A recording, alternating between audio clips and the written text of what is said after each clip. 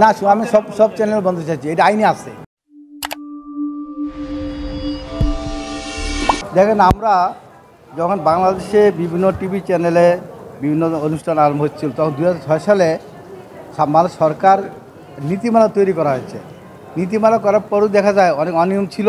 তখন 2006 সালে কেবল television network পরিচালনা আইন 2006 নামে একটা আইন, 38 নম্বর আইন, এটা গভর্নমেন্ট গেজেট আকারে প্রকাশ করে। সেইখানে বলা আছে যে কি কি বিষয়ে বাংলাদেশে প্রচার করা যাবে কি যাবে না।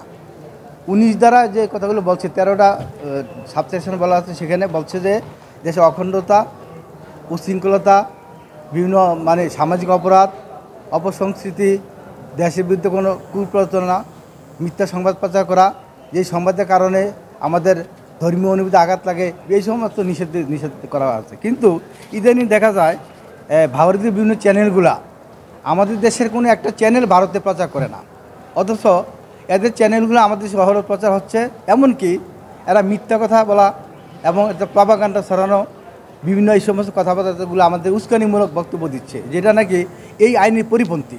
2010 সালে যে বিধিমালা তৈরি করে হয়েছে 2006 সালে কেবল টেলিভিশন আইনের, সেখানে বলছে 9 ধারায় যে বলছে বিজ্ঞাপন যারা দেয় এইটাও অবৈধ। 13 ধারা বলছে বিজ্ঞাপন যেটা দেয় বাংলা দর্শকদের জন্য, বিজ্ঞাপনটাও কিন্তু প্রচার করা যাবে না। ক্লিন ফিট তারা তৈরি দিতে পারে, কিন্তু মাঝে মাঝে বিজ্ঞাপনগুলো দিচ্ছে, ওষুধের বিজ্ঞাপন দেয়, কিসের বিজ্ঞাপন দেয়, এগুলো আমাদের সমাজের একটা ক্ষতিকর বিষয় আমি মনে করছি। এই কারণে আমরা জনস্বার্থে আমাদের সুপ্রিম কোর্টের আইনজীবী সৈয়দ শাহিনার লাইলি এটা পিটিশনার, আমি আইনজীবী হিসাবে দাখিল করেছি।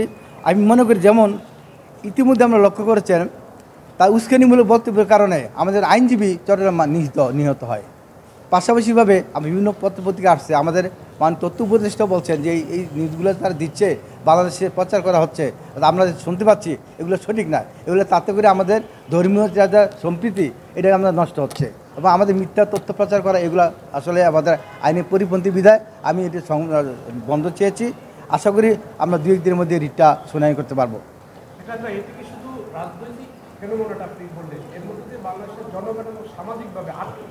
না, মূল তো বিষয়টাই, আমি শুধু রাজনীতির বিষয় নিয়ে কিন্তু কিছু না। কারণ আমরা বলছি আইনে যেটা আছে, প্রত্যেকটা দেশ তার নিজস্ব আইনে চলে। আমাদের আইনটা হচ্ছে 2006 সালে কেবল টেলিভিশন নেটওয়ার্ক আইন পরিচালনা 2006, সেই আইনের পরিপন্থী হইলে এটা করা যাবে না। কিন্তু আমি আইনের কথা বলছি, কারণ আইনে যেটা আমাদের একটা আইন আছে, ভারতের আইন আছে, বিভিন্ন দেশের আইন আছে, আইনের মাধ্যমে সংবিধান আছে, সংবিধানের মাধ্যমে চলবে। কিন্তু আমাদের এখানে যে কথাগুলো আসতেছে, যেমন যে যখন তখন, যেমন গতকাল একটা কথা বললো ভারতের মমতা ব্যানার্জি, কি আমাদের দেশে নাকি কি অনেক তাদের অত্যাচার করা হয়, হিন্দুদের অত্যাচার করা হয়, জাতিসংঘ মিশনের তদারকি পাঠানোর কথা বলছে। এই কথাগুলো যে বলে, তাদেরকে হয় কি আমাদের আঞ্চলিক অখণ্ডতা, আমাদের স্বাধীনতা সার্বভৌমত্ব, এটা নষ্ট হয়। বিভিন্ন কথা, মিথ্যা কথা বলে, এগুলো সঠিক না। এই জন্য আমি বলছি,